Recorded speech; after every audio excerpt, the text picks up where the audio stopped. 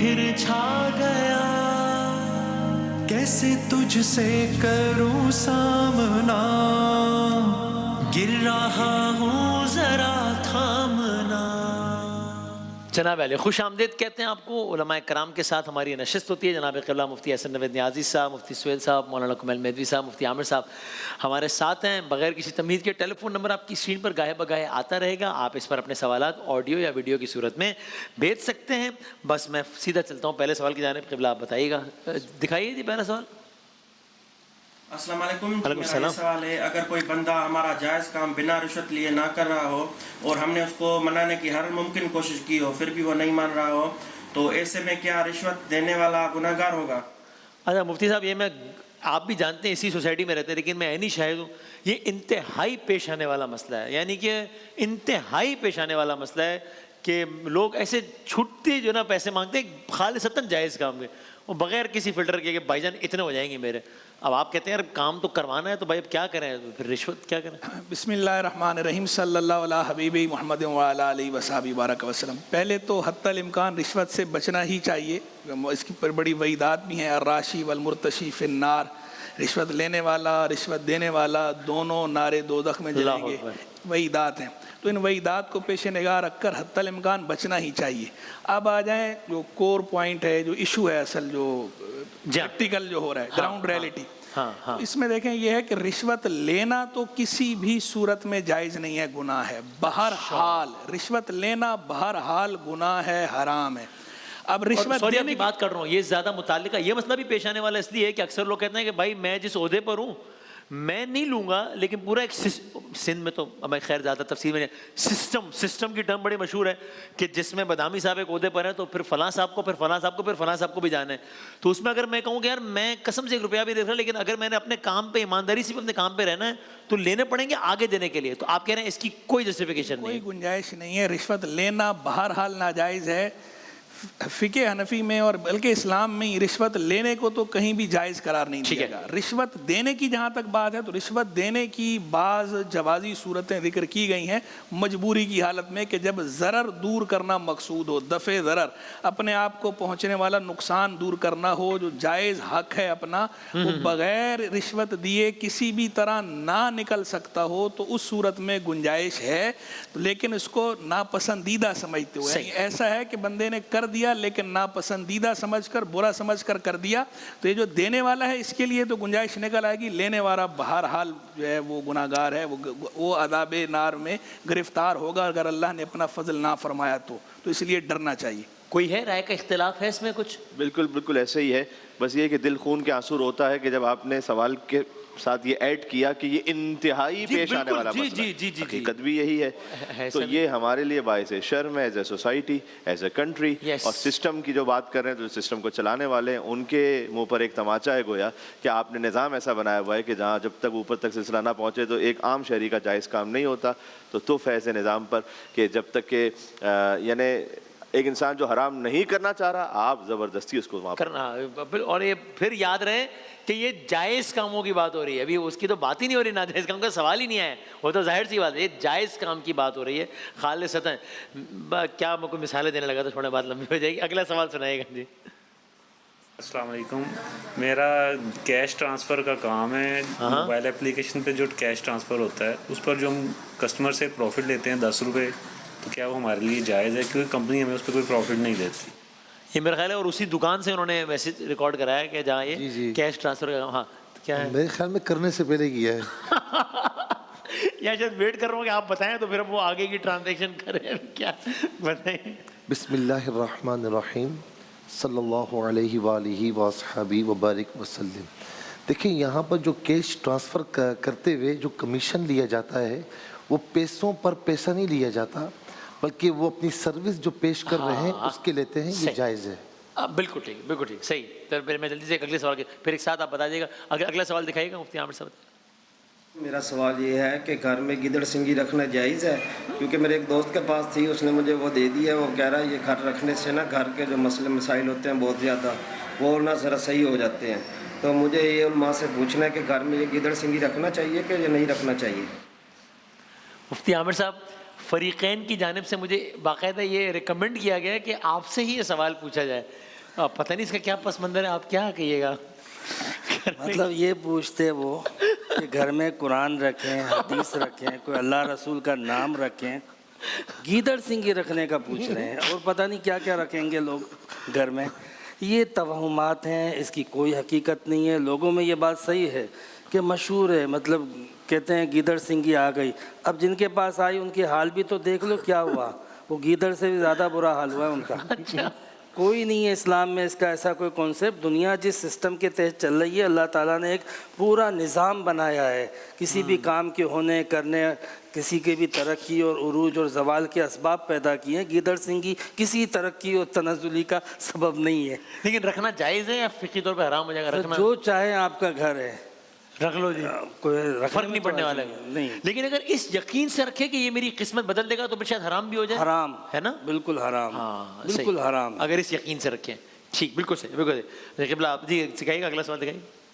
السلام علیکم. میرا سوال یہ ہے کہ کرکٹ میچز دیکھنا روزے کی حالت میں صحیح ہے؟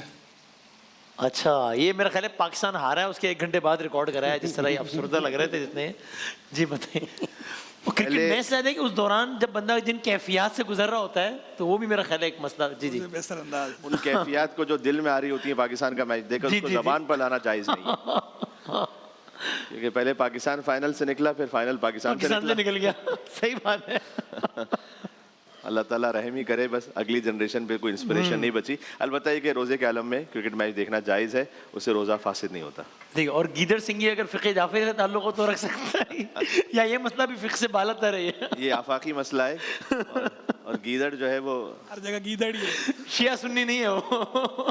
ہمیں کہنے لگا تھا, لیکن آپ کہیں سامنے سے پلٹ کرنے کہتے تھے کہ انسان کیوں ہے, پھر اس میں زیادہ بڑا مسئلہ ہو جاتا ہے, اس لیے میں چپ ہو گیا. یہ بس ٹھیک ہے, یہاں تھوڑے کہے کو آپ زیادہ سمجھیں ناظرین. ٹھیک ہے بھائی, سنائیں اگلا سوال سنائیں. میں السلام علیکم. جی میں اسلام آباد سے بات کر رہی ہوں. میں نے یہ پوچھنا تھا کہ روزے کی حالت میں ہم آئی برو, اپر لپس جیسے ہم کروا سکتے ہیں پلکنگ, اور دوسرا یہ کہ ہیئر کلر جو ہے بالوں میں لگا سکتے ہیں روزے کی حالت میں؟ آئی برو وغیرہ جو یہاں تک اپر لپس کی بات ہے یہ تو کرا سکتی ہیں, اس میں کوئی کسی قسم کی کراہت نہیں ہے روزے میں. جہاں تک ڈائی کرانے کی بات ہے, بال یہ بھی کروا سکتی ہیں, اس میں بھی کسی قسم کی کوئی قباحت نہیں ہے.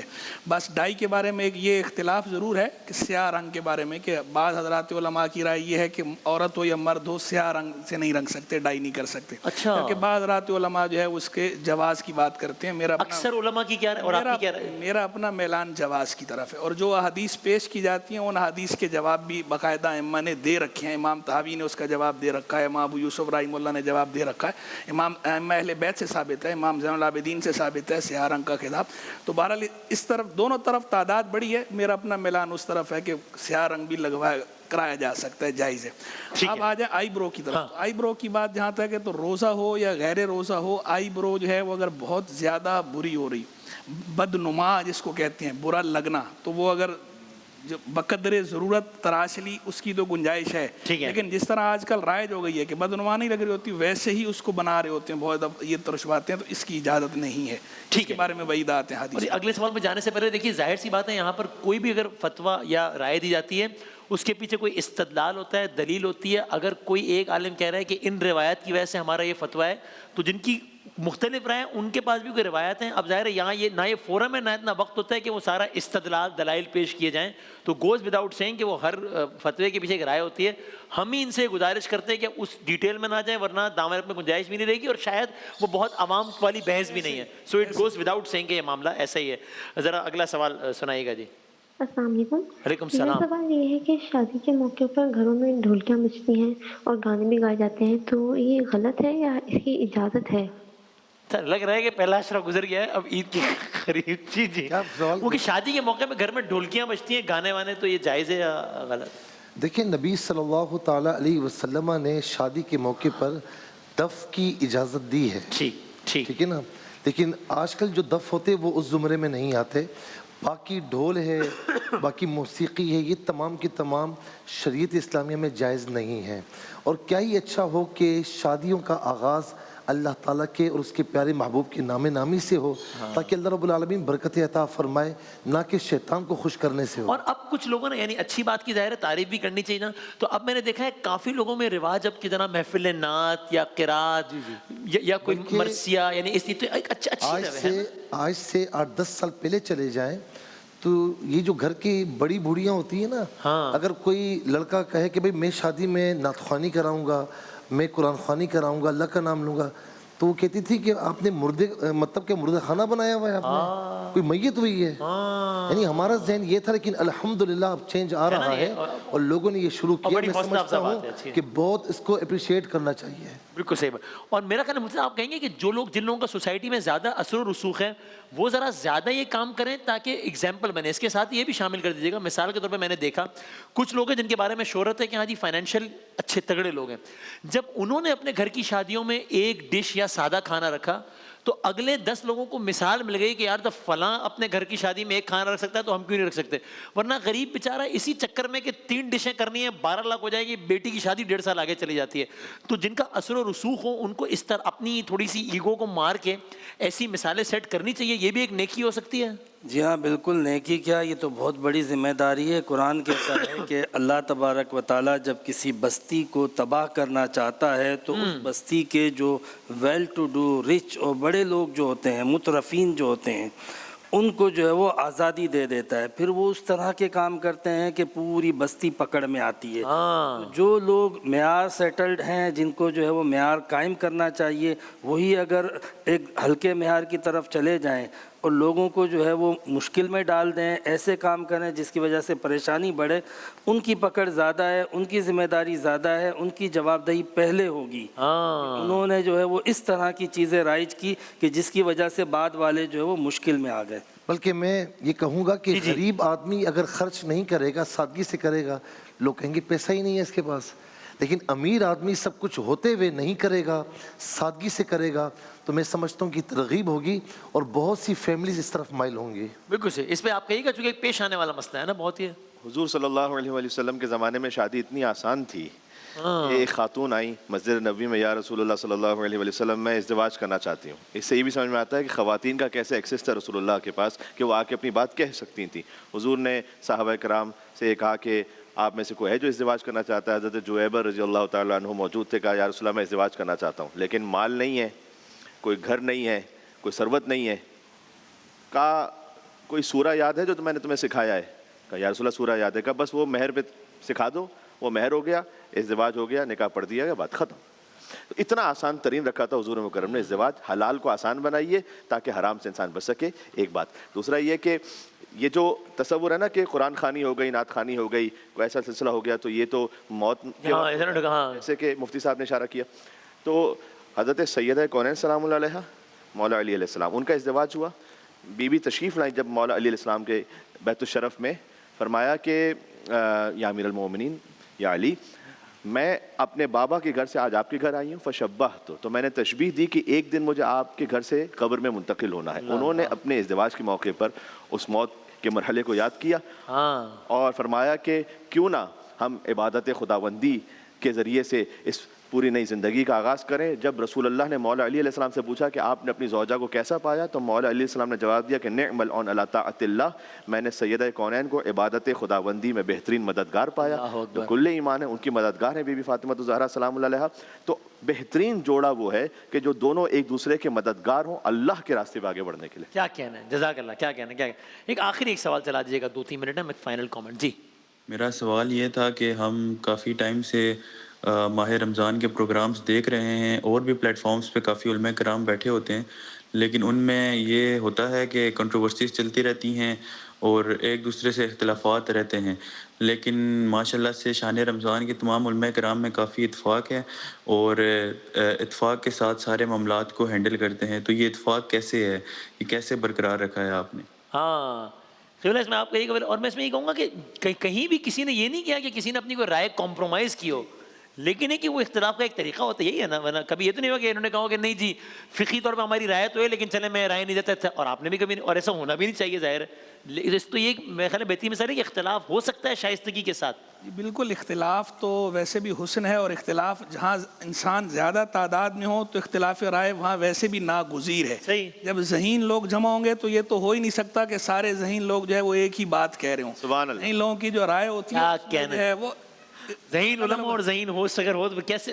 ماشاءاللہ ماشاءاللہ، تو اس میں آراء کا اختلاف ہوتا ہے، یہ نیچرل ہے، یہ ناگزیر ہے۔ بس یہ ہے کہ پریزنٹیشن پہ بات کریں، جو اس کو پیش کرنے کا سلیقہ ہے، اور دوسرے کی بات کو برداشت کرنا سیکھیں۔ ہمارے ہاں جو یہ مسائل زیادہ اس لیے ہوتے ہیں کہ شارٹ ٹیمپر ہو گئے ہیں لوگ، ٹالرنس نہیں ہے، اگلے کی بات جو ہے وہ سننا گوارا نہیں کرتے، اور دوسرا یہ ہے کہ اس کا نظریہ الگ ہے، ہمارا الگ ہے، تو جب اگلا بیان کرنے نہیں، اب میں نے جو اس کے نظریے کا رد کرنا ضروری ہے ہی ہے، بغیر رد کی ہم اپنا مسئلہ بیان کر دیں، وہ اپنا مسئلہ بیان کر دیں، اور جو اخلاقی اقدار ہیں، مورل ویلیوز ہیں، ان کو برقرار رکھا جائے، کوئی کسی قسم کی اس میں مداہنت نہیں ہو رہی، نہ وہ اپنے اس کو چھوڑ رہے ہیں، نہ ہم اپنے اس کو چھوڑ رہے ہیں، اپنے پر رہتے رہتے اپنی بات اچھے انداز میں، شائستہ انداز میں بیان کر دی، دوسرے کی بات شائستہ انداز میں سن لی، نتیجہ جو ہے وہ سامعین پہ۔ وسیم بھائی، میں آپ سے اگر گھنٹہ بیٹھ کر بات کروں، میں آپ کی ہر بات میں ہاں میں ہاں ملاؤں، یا آپ ہاں میں ہاں ملائیں، ایسا تو ہو نہیں سکتا۔ ایسے بالکل نیچرل اختلاف تو ہوگا، اختلاف رائے ہوگا۔ یہ راز یہ ہے کہ ہم ایک دوسرے کی ڈومین میں نہیں جاتے ہیں، اور دوسرا یہ ہے کہ لڑائی وہاں ہوتی ہے کہ جہاں پر یہ کوئی مسئلہ بتا رہے ہیں اور مجھے اس کا رد کرنا ہے، میں غلط سمجھ رہا ہوں، اور یہ سمجھ رہے ہیں کہ مجھے بھی رد کرنا ہے، وہاں پر ہوتا ہے۔ یہ اپنے اہل تشیع کے اعتبار سے بتاتے ہیں، ہم اپنے اعتبار سے بتاتے ہیں، نہ یہ آہو کرتے ہیں نہ ہم کرتے ہیں۔ کیا کہنا کیا قبلہ؟ دیکھیں، اگر جھگڑا کرنا نہ چاہیں نا تو واقعتاً کوئی وجہ نہیں ہے۔ صحیح۔ ہم چونکہ جھگڑا کرنا چاہتے ہیں تو وجہ پھر پیدا کرنا کوئی مسئلہ نہیں ہے۔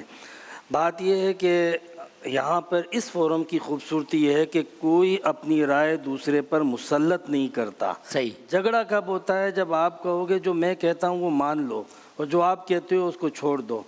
ہمارا دین ہم سے یہ تقاضا نہیں کرتا کہ آپ اپنی رائے مسلط کرو، اور کہیں بھی آپ انٹلیکچوئل فورم پہ دیکھیں گے تو لوگ اپنی آراء ضرور دے دیتے ہیں، لیکن کوئی بھی سمجھدار آدمی، عقل مند آدمی کبھی بھی اپنی رائے دوسرے پر مسلط نہیں کرتا۔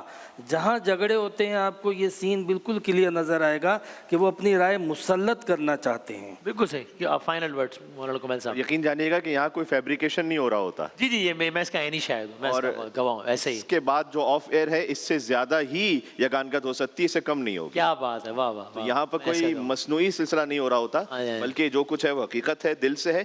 بعض احباب بعض اور جگہوں پر شاید وہ اپنی اپنی کمیونٹی سے ایک فیک انڈورسمنٹ لینا چاہتے، دیکھا کیسے پچھاڑا میں نے اس کو، دیکھا کیسے سنا ہے۔ یہاں جب یہ خیال آ جائے نا تو پھر اللہ نہیں رہتا، قربتاً اللہ نہیں رہتا۔ وہ جب آپ کی نیت اللہ کی خوشنودی ہے، بہت زبردست، شاندار بات۔ تو جب آپ یہ چاہیں گے کہ جناب میں وہاں سے داد لوں، واہ واہ واہ، صحیح، پھر آپ وہ حرکت کریں گے۔ کیا بات، کیا بات۔ شائستگی کے ساتھ، اختلاف رائے کے ساتھ مسائل بتانے کا اگر کوئی فورم ہے تو اے آر وائی ڈیجیٹل ہے۔ الحمدللہ، سیرا آپ کے سر بھی ہے اور ہمارے اونرز کے سر پر بھی ہے۔ صحیح صحیح، مینجمنٹ قابل مبارکباد ہے۔ ذہین تو آپ کو مان ہی لیا ہے۔ جزاک اللہ۔ اللہ تعالیٰ یہ عملی مثال ان لوگوں کو بٹھایا ہوا ہے۔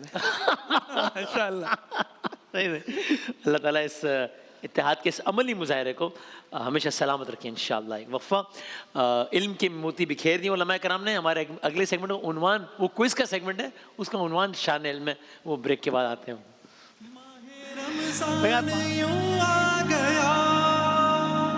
بن کے رحمت یہ پھر چھا گیا، کیسے تجھ سے کروں سامنا۔